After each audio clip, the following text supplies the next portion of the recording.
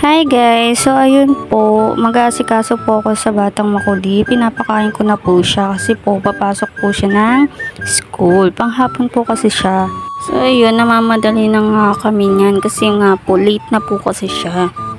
Oras kasi po ng pasok niya is 11:30. So ngayon, anong oras na? 11:40 na. Late na po kasi siya niyan. Yan, namamadali na ako mag-asikaso niyan. Tapos nanonood pa siya sa computer niya. Sinabihan ko na nga siyang patayin na. Ayaw niya pang patayin yan. So ayan, pinaliguan ko na siya. Hindi ko na binudyo yung pagligo niya kasi ayaw niya, nahihiya. Ayaw ni ma. Sabi niya, mama, patayin mo na yung video. Kikita po tutoy ko. Kaya sabi ko, sige ba patayin ko na lang, bubuksan ko na lang ulit. Tapos ayan, binibihisan ko na po siya niyan. Hindi ko na nga siya sinuotan ng sato niyan eh. Diretso polo na po siya. Pinulbuhan ko na lang siya. Kasi nga sabi ko late na kami, kaya kailangan mamadali na kami. Yan, sinasuotan ko na po siya ng sapatos niyan. O diba, tingnan niya, sinusuotan ko na nga siya ng sapatos niya. Nakatingin pa rin siya dun sa pinapanood niya. E di hirap naman ako magsuot niyan. So ayan, palabas na kami niyan. Papasok na siya. Yan, namamadali na po kami kay pinapasok. Sabi ko nga po sa kanya, mauna na po siya. Susunod na lang ako sa likod niya habang binibidyohan siya. So ayaw niya nga, gusto niya sabay kami. Ayan, humawak na lang po siya sa akin yan. May sinasabi nga po siya sa akin. Sabi niya, mama, late na ako, hindi na ako papasok. Bawal daw kasi daw pag late na pumasok sa kanila. Sabi ko nga sa kanya, hindi pwede yan. Kailangan pumasok ka kahit late ka, at least nakapasok ka. Naku, dati nga kami, late ako pumapasok eh. O, uwi ba ako? Hindi. So, pumasok pa rin ako, at least present ka kahit late ka.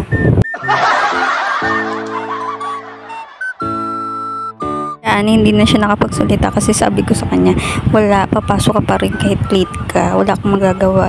Hindi na siya nakapagsalita niyan. Hindi ba niya nangalan yung sasabihin niya? Sabi nga niya sa akin, mama, pag uwi ko, dala ka pera, bibili ako sa labas. Sabi ko, sige, mamaya, pag sundo ko sa'yo, magdadala ako ng pera. Pag sundo ko sa'yo, magdadala ako ng pera.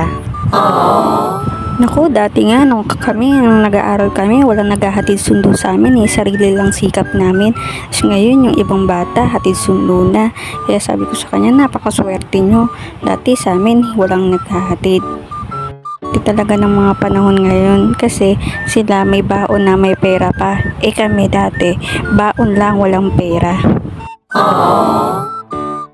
So ayan, nandito na kami sa school nila. Sabi ko nga sa kanya, magsulat at magbasa ka ha. Kasi sabi nga ng teacher mo, ang hina-hina mo daw magbasa. Pero dito sa bahay, napakalakas ng boses mo kapag nagko-computer ka. Tapos sabi niya, bingi lang daw teacher niya kaya hindi daw siya naririnig magbasa. Lakas daw na ng boses niya. Si teacher niya pa pala may problema, hindi siya.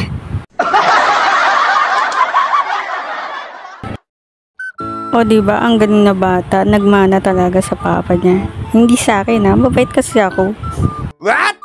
Sabi ko nga, sa susunod magdadala na talaga ako ng payong. Saka hanap ko kasi ng payong kanina.